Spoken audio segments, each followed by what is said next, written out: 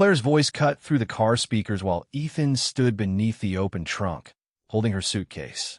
Terminal C burned white beneath fluorescent panels, and outside, a line of idling SUVs filled the pickup lane with exhaust and impatient horns. Ethan had arrived 11 minutes early. Claire hated waiting after flights, so he had brought her coffee exactly as she liked it. Oat milk, 1 raw sugar, cinnamon dusted across the lid.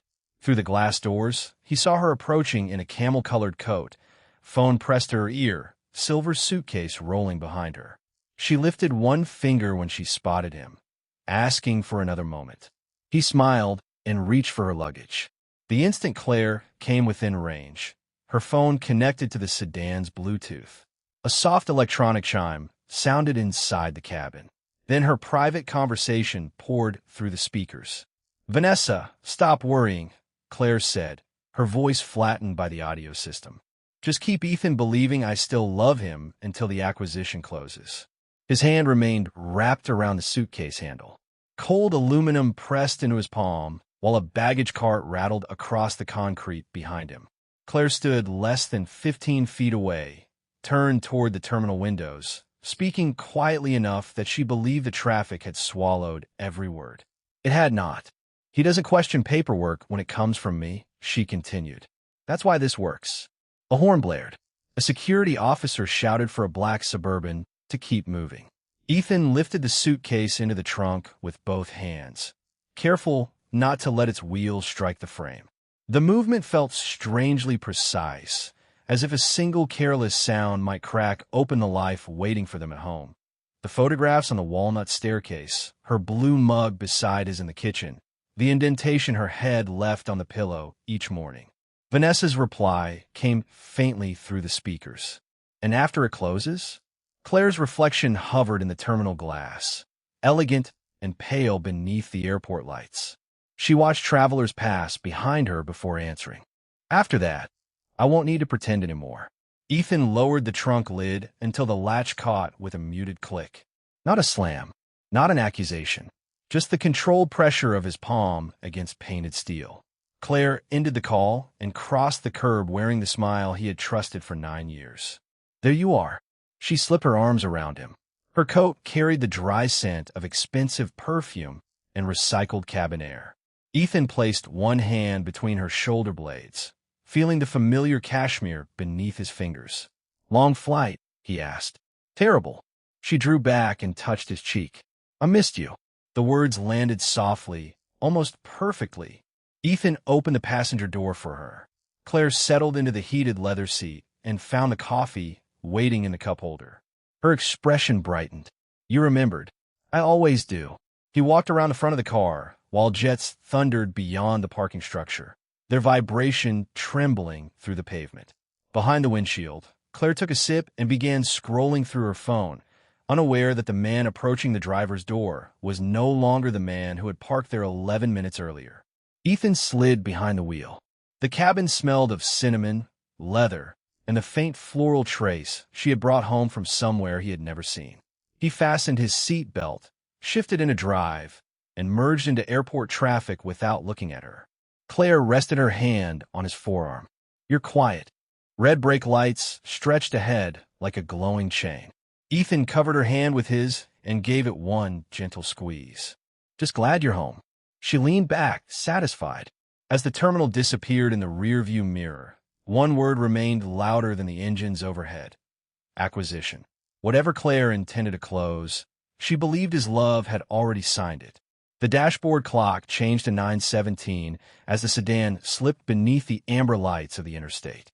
Warm air whispered through the vents, carrying cinnamon from Claire's coffee and the sterile floral trace clinging to her coat. 2 exits from home, she lifted her phone and began moving appointments on their shared calendar. "I need to push Saturday," she said, tapping the glass with one polished nail. The acquisition team added another strategy session.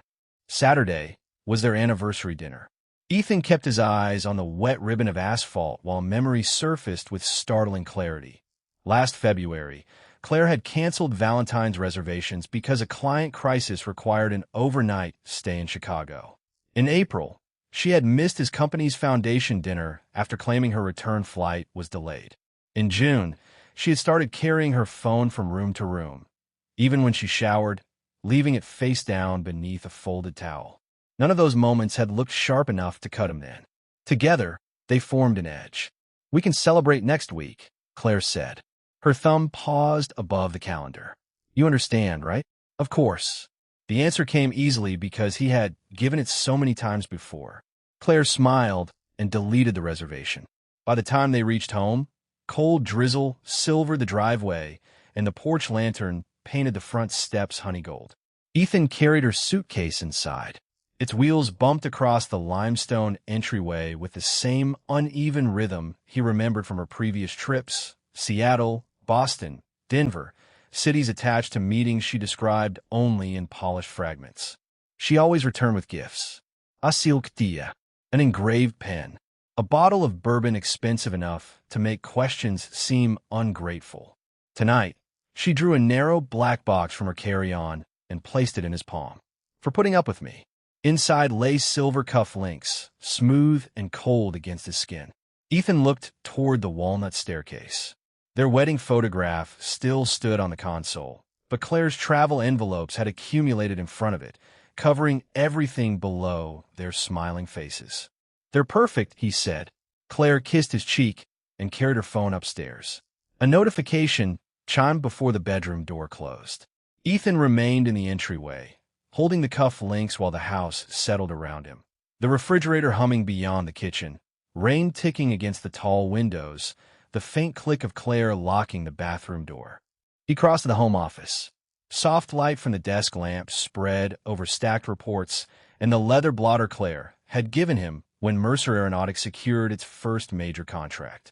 For years, she had managed their household documents because she said his attention belonged to the company. She marked signature tabs in blue, summarized dense pages over breakfast, and rested her hand on his shoulder while he signed. He had called it partnership. Now he saw how carefully she had trained him not to read. Ethan opened the center drawer. His engraved signature stamp lay beside 2 fountain pens, available whenever Claire told him a document was routine. He lifted it, feeling the surprising weight of brass and rubber, then crossed to the wall safe. The keypad gave 4 muted beeps. Metal scraped softly as the lock released. He placed the stamp inside, shut the door, and spun the handle. It was a small act, invisible from the hallway, but the next paper Claire brought him would require more than trust. Footsteps descended behind him. Claire entered wearing a cream sweater, her damp hair smelling of jasmine shampoo. A slim navy folder rested against her hip. "Good, you're still awake." She set on the desk and aligned it neatly with the blotter. 3 blue tabs protruded from its edge. "Just tax paperwork," she said. "I need your signatures before the board breakfast tomorrow." Ethan touched the top of the folder, but did not open it. The brass stamp sat behind 6 inches of steel. Claire kissed his temple and walked away, certain the pages would be signed by morning. For the first time in their marriage, they would not be. The 3 blue tabs quivered in the draft from the heating vent, bright against the navy folder. By 6:40 the next morning, weak silver light pressed against the office windows, and the house smelled of dark roast coffee and Claire's jasmine shampoo. Ethan sat beneath the brass desk lamp, with every page spread across the leather blotter. The first 8 sheets contained ordinary tax language. The 9th did not. Beneath a heading marked Spousal Consent and Administrative Authorization, dense paragraphs granted an acquisition escrow the right to transfer his restricted shares and exercise their voting power once the proposed transaction reached final review. The authorization was irrevocable for 90 days. His signature would not approve taxes. It would surrender control. Ethan photographed each page, preserving the timestamps and document identification numbers, then entered the secure shareholder portal on his desktop. The monitor's pale glow sharpened the hollows beneath his eyes. Using his founder credentials, he matched the folder's transaction code to a pending transfer request submitted late the previous afternoon. Claire had not merely prepared paperwork. She had placed the machinery in motion and left his signature as the final key. Porcelain touched wood behind him. Claire set a fresh cup beside his hand, dressed for the board breakfast in a charcoal suit and pearl earrings. "You're up early." Her gaze moved from the unsigned tabs to the pages arranged in order. "I wanted to understand what I was signing." A refrigerator compressor clicked off in the distant kitchen, leaving the office unnaturally still. Claire reached for the folder, but Ethan rested 2 fingers on its cover. Not enough force to make a scene. Enough to keep it where it was. "Our accountant already reviewed it," she said. "The board needs it before 8. Then the board can wait." Her smile remained, but her thumbnail pressed into the paper cup's cardboard sleeve. "Ethan, this is routine. If you delay, you could jeopardize the acquisition." There it was again, that word, now stripped of airport noise and wrapped in a warning. Ethan closed the folder. "I'm not signing it." Claire's hand withdrew from the desk. The pearls at her ears caught the lamplight when she tilted her head. "Since when do you refuse documents I bring you?" "Since this one transfers my voting rights." For 1 second, only the wall clock moved. Its mechanism gave a dry, measured tick. Claire glanced toward the safe, then back at the blotter, calculating the distance between what he had read and what he might know. "You're misunderstanding legal language," she said. "Give me 10 minutes. I'll explain it in the car." "No." Ethan turned to the computer before she could reshape the conversation. He opened the transfer control panel, selected every class of Mercer Aeronautics stock registered under his authority, and activated an emergency founder hold. A warning filled the screen. All pending transfers would be suspended. Any release would require in-person verification and independent legal review. The restriction could disrupt the morning transaction and expose the marriage to questions neither of them could withdraw. He pressed confirm. A low chime sounded. The pending request changed from amber to red. Frozen. Claire's phone vibrated inside her handbag. She read the notification without touching it, the color draining from her carefully painted smile. "You froze the shares." Ethan gathered the pages and slid them into a locked desk drawer. "I protected what you asked me to give away." Outside, tires hissed over the rain-dark street as a car arrived to take Claire to the board breakfast. She lifted her handbag, but paused at the office door.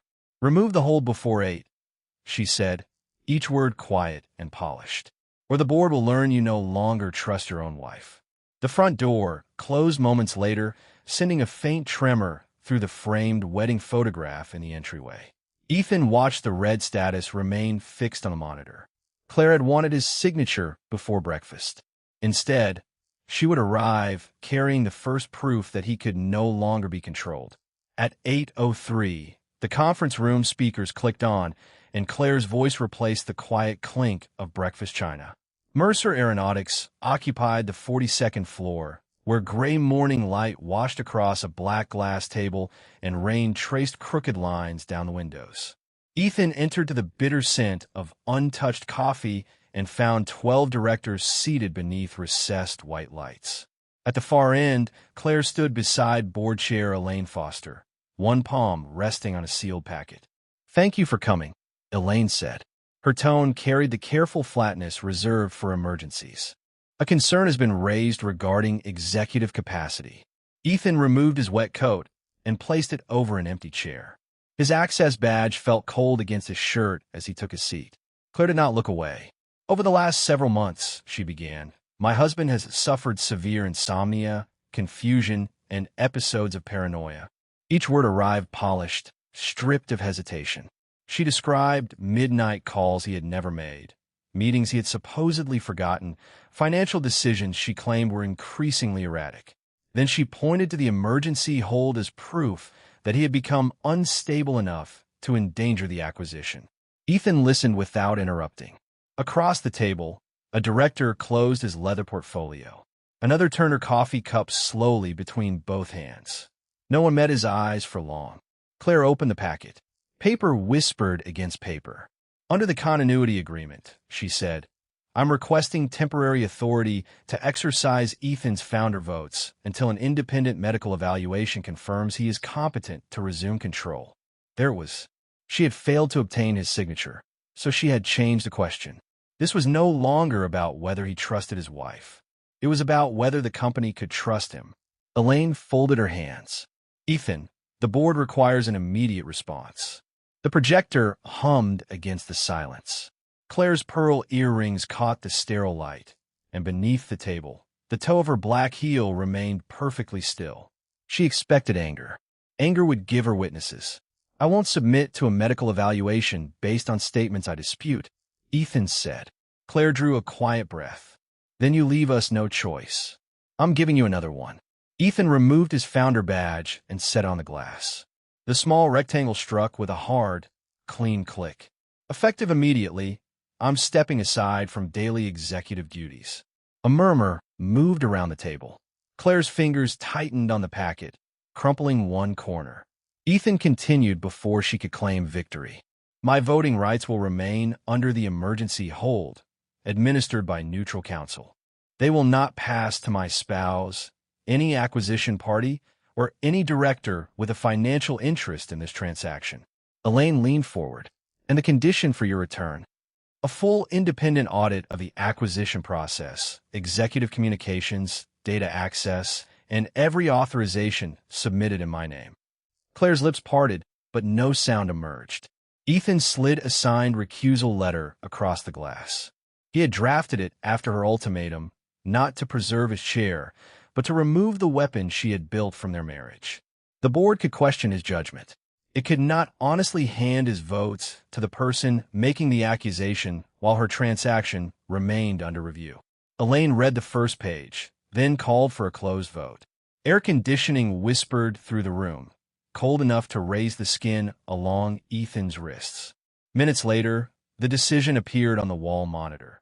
Ethan's leave was accepted, Claire's proxy request was denied, and an outside forensic audit was authorized unanimously. Security disabled Ethan's executive credentials before he reached the elevator. His phone lost access to company email. 42 floors below, the lobby smelled of polished stone and rain tracked in from a street. Claire caught up beside the revolving doors. "You just gave away your company," she said. Ethan looked at the temporary visitor badge clipped to his palm, then at the wife who had tried to turn his trust into evidence against him. "No," he said, stepping into the cold morning. "I gave the auditors permission to see who did." Her accusation had cost him his office, his authority, and his name on the executive floor.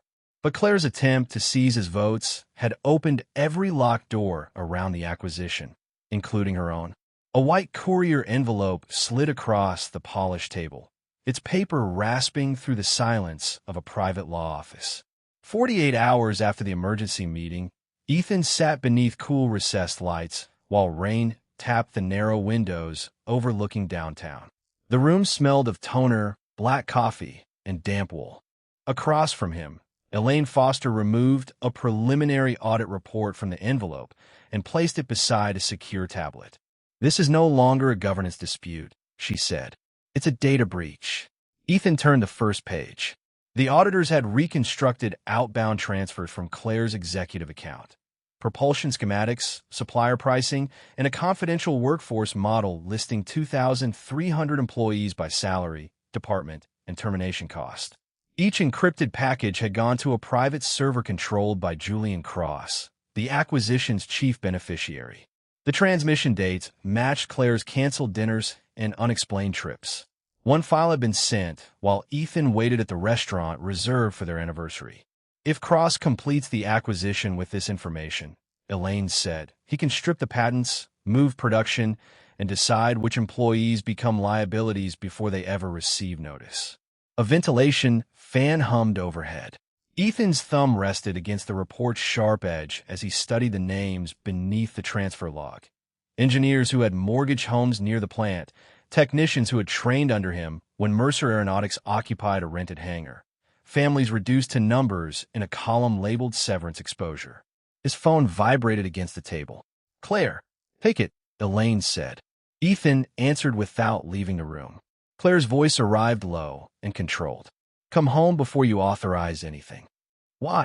"Because once you turn this into a formal investigation, the records become discoverable. Our marriage becomes evidence. Every private message, every account, every mistake."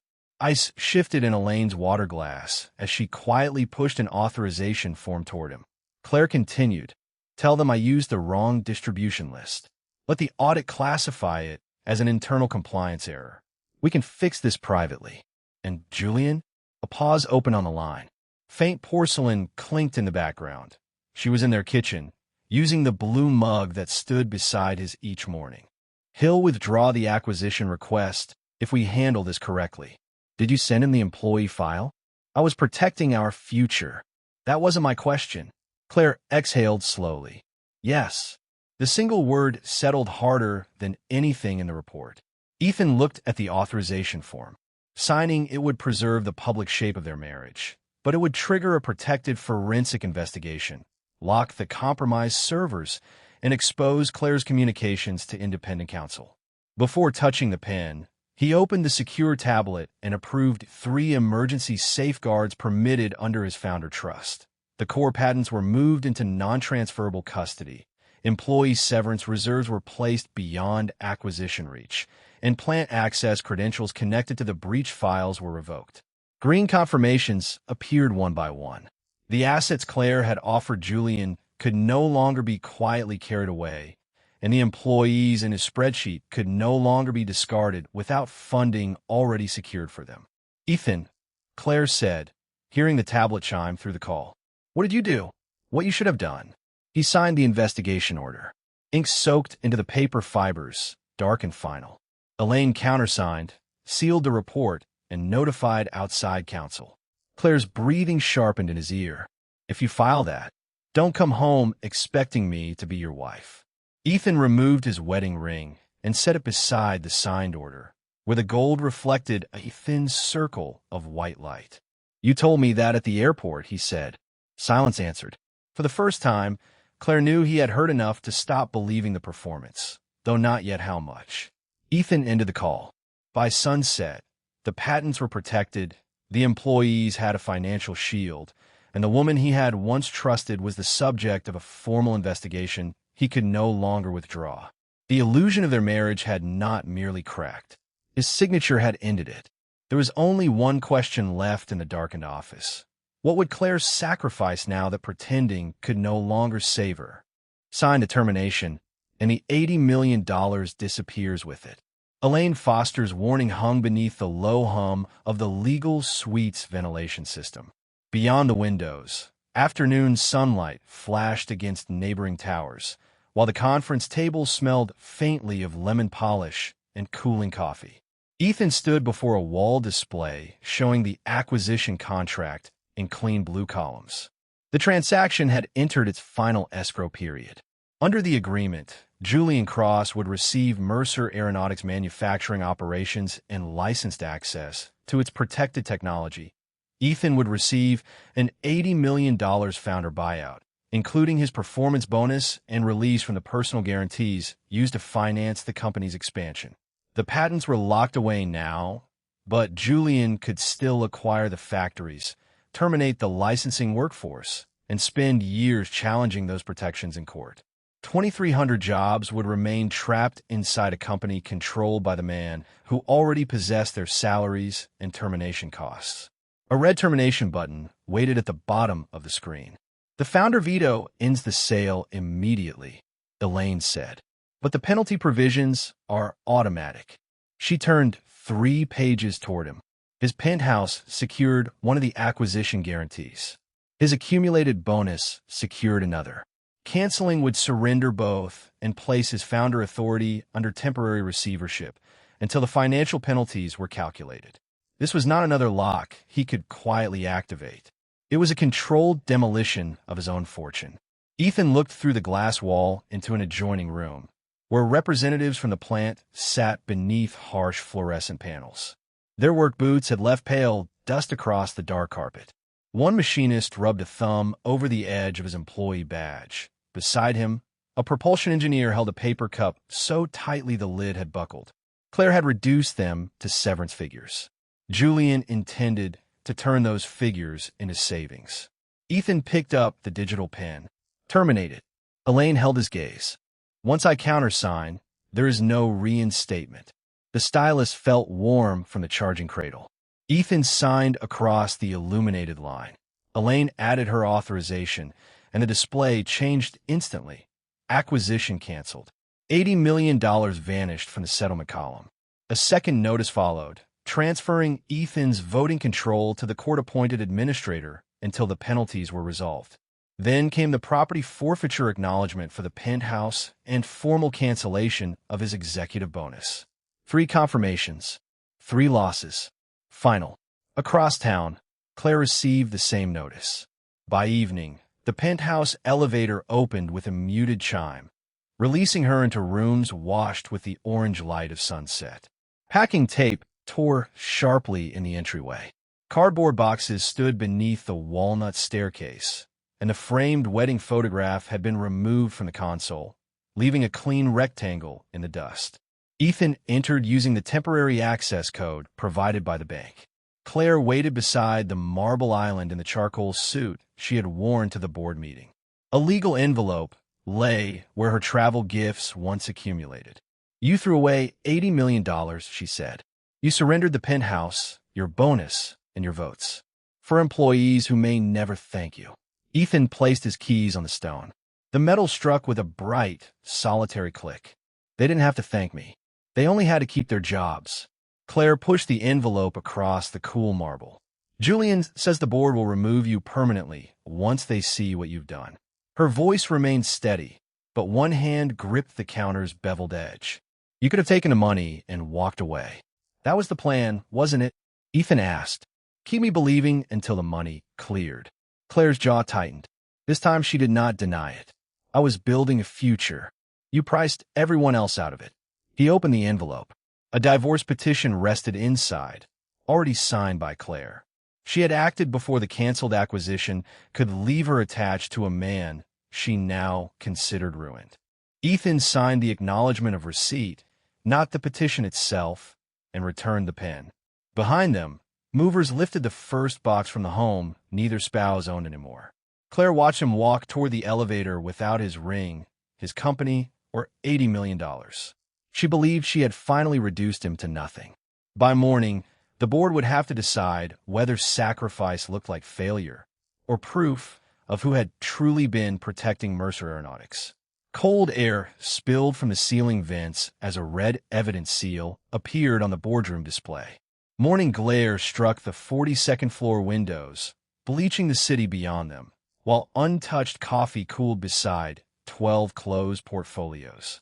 Ethan sat in a visitor's chair without an executive badge. Across the black glass table, Claire wore a navy suit and the same pearl earrings she had worn when she questioned his competence. Julian Cross occupied the seat beside her, one silver cuff resting near the acquisition's canceled term sheet. "Mr. Mercer destroyed $80 million in shareholder value," Julian said. "Whatever private disagreement exists between these spouses, it cannot excuse financial sabotage." Claire pushed a signed waiver toward Elaine Foster. "Release the complete audit into the board record. No samiris. No sil marital privilege." The paper slid over the glass with a dry hiss. She wanted every director to see Ethan as a suspicious husband who had confused betrayal with business. Instead, she removed the final barrier protecting her own communications. Elaine studied the waiver.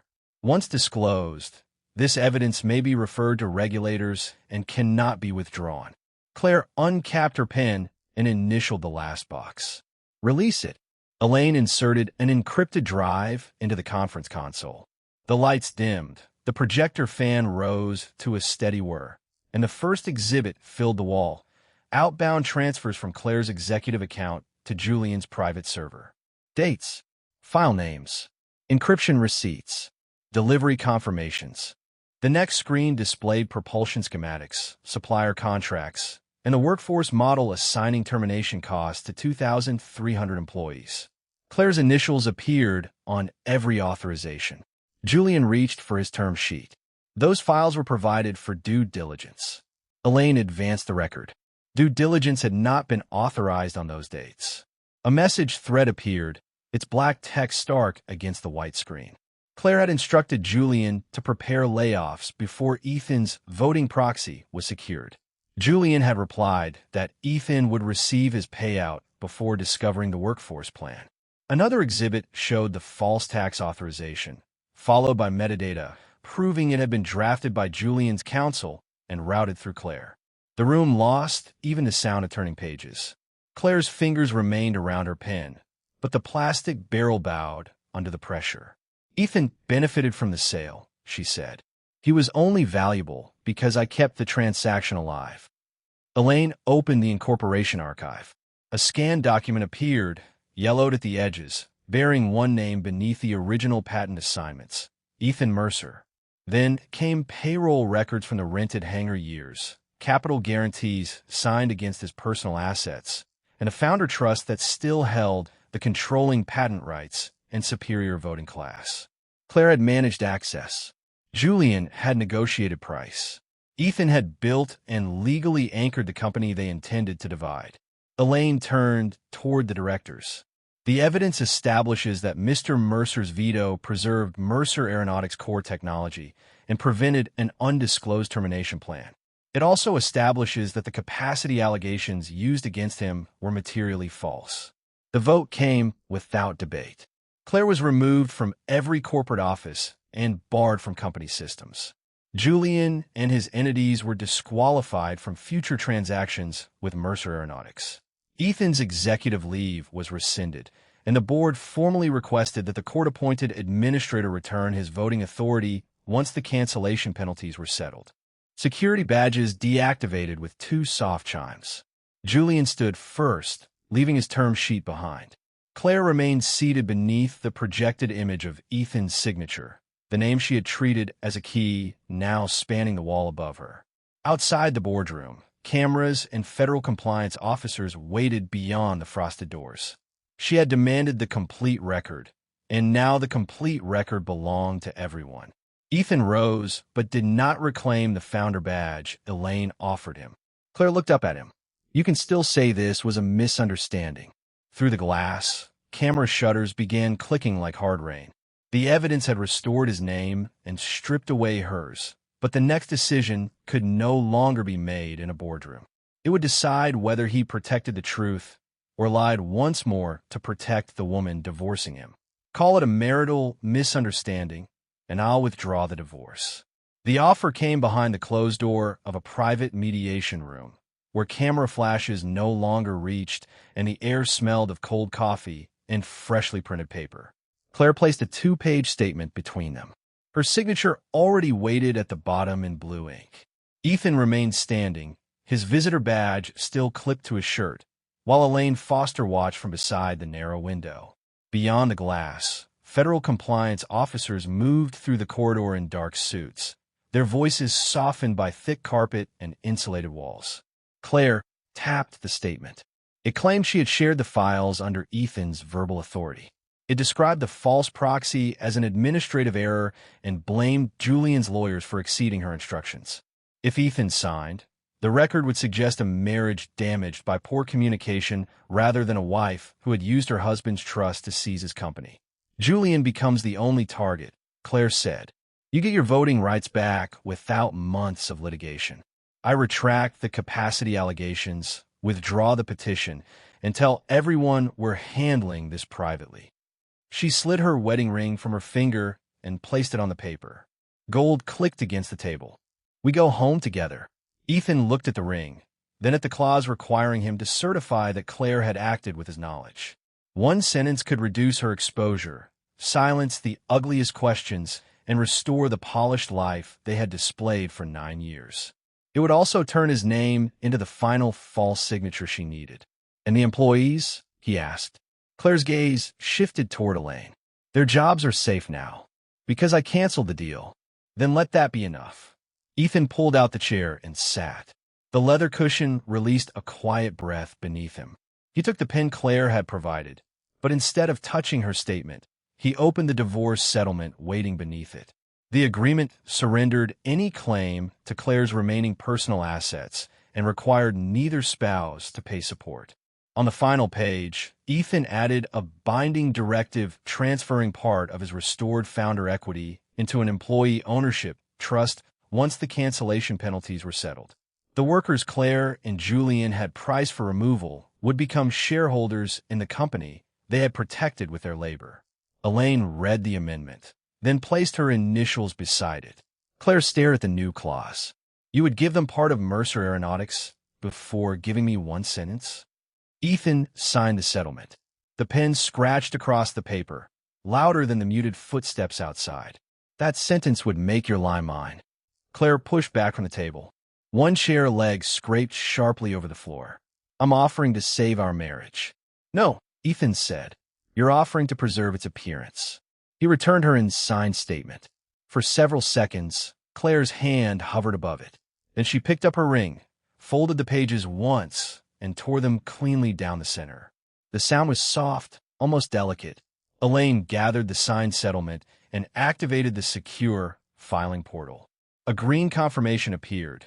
Divorce terms accepted. Evidence preservation continued. Employee trust directive recorded. Claire's offer had expired. The investigation would proceed without Ethan's protection, and their marriage could no longer be revived by rewriting what she had done. At the door, Claire paused with the torn statement clenched in one hand. There's one personal request in the settlement, she said. I'm leaving after my final compliance interview. I want you to drive me to the airport. Ethan looked at the gold band she had closed inside her fist. He did not promise forgiveness, conversation, or another beginning. He only nodded once. The next time they sat in the same car, Claire would finally ask the question she had avoided since the boardroom. Exactly when had her husband stopped believing her? Jet engines rolled beyond the parking garage, deep enough to tremble through the steering wheel. Months had passed, but Terminal C still glowed beneath the same hard fluorescent panels, and the pickup lane still smelled of exhaust, hot brakes, and burnt coffee. This time, Claire sat beside Ethan with a one-way boarding pass folded inside her passport. Her silver suitcase rested in the trunk. No cinnamon coffee waited in the cup holder. No wedding rings caught the dashboard light. The compliance interview had ended that morning. Her corporate access was permanently revoked, the divorce was final, and the evidence she once asked Ethan to bury remained part of the official record. She had chosen not to challenge it. Mercer Aeronautics had survived. Ethan's voting authority had been restored after the cancellation penalties were resolved, and the employee ownership trust now held its first block of founder shares. The people listed in Julian's termination file were no longer entries waiting to be erased. They were owners. Claire watched the terminal signs slide across the windshield as Ethan guided the sedan into the departure lane. You could have sent a driver, she said. You asked me, and you still came. Ethan eased forward 6 feet, then stopped behind a shuttle bus releasing warm diesel fumes into the cold air. The turn signal clicked between them with mechanical patience. Claire ran her thumb along the creased edge of her boarding pass. I kept thinking there had to be one moment, she said. One email I left open. One document I pushed too hard. Something in the boardroom. Ethan said nothing. Travelers moved beneath the white canopy, suitcase wheels knocking over concrete seams. Claire turned toward him. Without the pearls, the charcoal suits, or the glass conference table between them, her face looked smaller beneath the terminal lights. When did you start suspecting me? The shuttle pulled away. Ethan drove to the curb and shifted into park. For a moment, both of them faced the moving line of taillights reflected across the windshield. Then he looked at her. The night I picked you up, I heard every word. Claire's fingers stopped against the paper. An announcement drifted through the terminal doors, blurred by traffic and thick glass. Vanessa's call, she said. Ethan nodded once. Claire lowered her eyes. The boarding pass bent beneath her thumb. So when I hugged you, when I said I missed you, I already knew. Air rushed softly through the vents. Claire looked toward the trunk, but she did not reach for the door. Why didn't you confront me? Because you were waiting for anger. Ethan's voice remained level. I needed to see what I would choose when anger wasn't choosing for me. Claire swallowed, then unfolded the boarding pass and smoothed it across her knee. I thought your trust made you weak. The confession came without negotiation attached to it. By the time I understood what it actually was, I had already spent all of it. She opened the passenger door. Cold terminal air entered the cabin, carrying jet fuel and the metallic rattle of luggage carts. Ethan stepped out, lifted her suitcase from the trunk, and placed the handle in her hand. He did not carry it inside. Claire looked at the terminal entrance, then back at him. "I'm sorry," she said. No request followed. No varging. Ethan closed the trunk gently, just as he had months earlier. "Goodbye, Claire." She walked toward the sliding glass doors. Halfway there, she stopped, but only to straighten the handle of her suitcase before continuing. The doors opened in a flood of white light and closed behind her. Ethan returned to the driver's seat alone. He passed the empty coffee holder, merged out of the airport, and turned toward Mercer Aeronautics, where hundreds of employee owners were beginning the morning shift. In the rearview mirror, Terminal C grew smaller until concrete and glass disappeared behind a curve. The first drive had shown him the truth about his wife. The last proved he no longer needed her lie to know his worth.